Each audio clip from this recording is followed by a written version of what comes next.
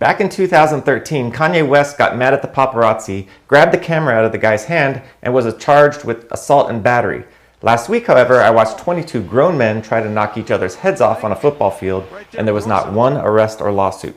So the legal question is, what's up with that? Ordinarily, when people punch, hit, or elbow others, it is criminal, or at least the basis for a civil lawsuit. In the sports context, however, neither prosecutions nor lawsuits generally result from this behavior. In the legal world, battery is the willful and unlawful touching of another. Period. That's it. And in that context, if you watched football over the weekend, you witnessed over 1,000 criminal acts of battery.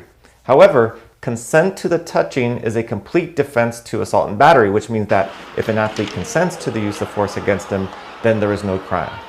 In the civil law world, this is also called assumption of the risk, meaning you voluntarily assume the risk of injury and therefore can't sue someone if you get hurt.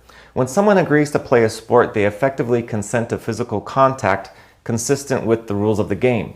By stepping onto the field, athletes assume the risk inherent in the activity. As put by one court, they say, the boxer who steps into the ring consents to his opponent's jabs, the football player consents to the hard tackles, the hockey goalie consents to his opponent's slap shots, and the baseball player consents to the possibility of the opposing pitcher may throw near or at him. So the ultimate legal issue becomes, is the punching or spitting or the low hits trying to break an opponent's leg one of the inherent risks of the sport which should be punished within the rules of the game but not in the criminal or civil courts? Not surprisingly, arrests for sports-related violence are extremely rare. The most brutal and infamous punch in basketball history resulted in no criminal charges at all, not to mention the Mike Tyson ear bite. But going back to basketball, during a game in 1977, Los Angeles Laker forward Kermit Washington delivered a near-fatal punch to Houston Rocket forward Rudy Tomjanovich during a fight that broke out during a game. The blow resulted in a fractured skull, broken jaw and nose, leakage of spinal fluid, which almost killed him. The puncher, Kermit Washington, was suspended by the NBA but was not arrested or charged criminally. However, violence during games has, on occasion, led to criminal charges. In 1988, Dino Ciccarelli became the first NHL player to receive jail time for hitting another player with his hockey stick. Boston Bruins defenseman Marty McSorley was charged in 2000 with assault with a weapon for his actions during a game. And in baseball, Jose Offerman was sued in 2009 for hitting two players with a bat in a minor league game. Now, to be fair, these charges are outliers, and criminal charges especially are reserved for the most obvious and egregious and usually outside of the run of play examples. For example, a sucker punch after the play is dead.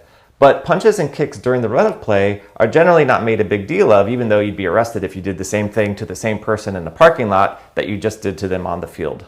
Some courts have tried to address this discrepancy in how the law is applied by giving the opinion that every sport has its official rules of the game and also its unofficial rules of the game. For example, hockey rules don't allow you to punch the other player in the face, but everyone knows that when two players square off, punches are coming and no one decides to stop it. Which brings us to the recent incident involving Cleveland Browns star Myles Garrett, where he tore off Pittsburgh Steelers Mason Rudolph's helmet and hit him in the head with it. In football, this level of violence is not completely outside the realm of foreseeability, and therefore I would suggest that the police will stay on the sidelines on this one. However, if Garrett were a star volleyball player, I'd be much more worried for him. Thanks for watching. Have a great day.